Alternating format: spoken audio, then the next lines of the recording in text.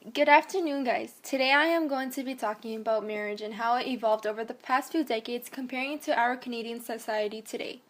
Well, marriage is described to be the legally or formally recognized union of a man and woman, or for people marrying the same sex. So a marriage is basically two people's commitment and vow to show their love to each other till the day they die.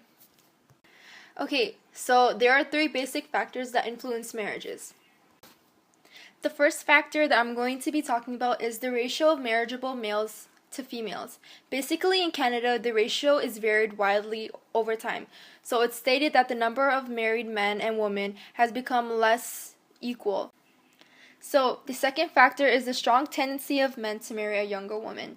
So basically, this factor has affected marriage opportunities where the selection of potential spouses for women has always been greater when women were young, but for men, as they get older, the choices of mates expanded. The third factor is economic factors. So basically, economic factors has always affected marriage opportunities for men because until recently, men found it more difficult to marry until he could support a wife and children. So marriage in Western societies before the event of World War II, males commonly married in the ages of 25 to 29, where females married at 20 to 25. This was considered to be the average age to get married, but now the ages for both genders are a bit older. So from 1961 to 2011, social and economic changes occurred in Canada that eventually influenced evolving family dynamics.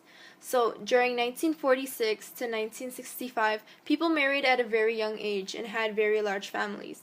But near the end of 1960s, birth control was legalized, so therefore this introduced the participation of women in higher education.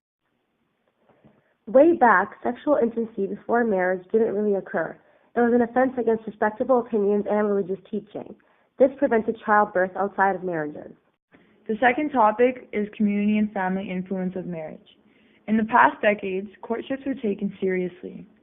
Since the 1800s, the controls regulating courtships and youth social life in Canada has gradually reduced, but after the 20th century, youth independence increased.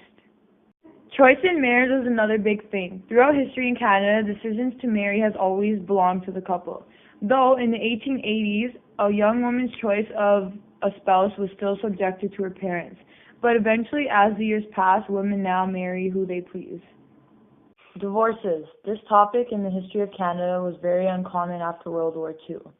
There were limited divorce access in Canada until 1968.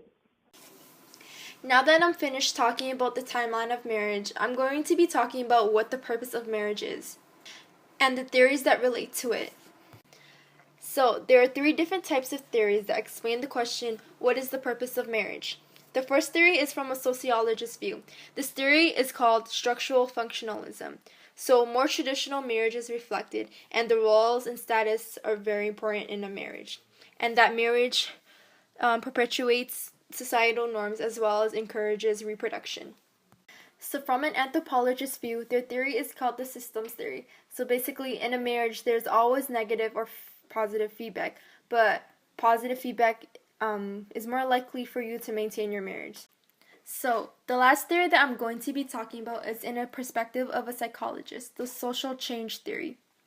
In this theory, when considering marriage, you are looking for someone who can benefit you, have physical, emotional support, and companionship. You share goods and services as well as economic stability.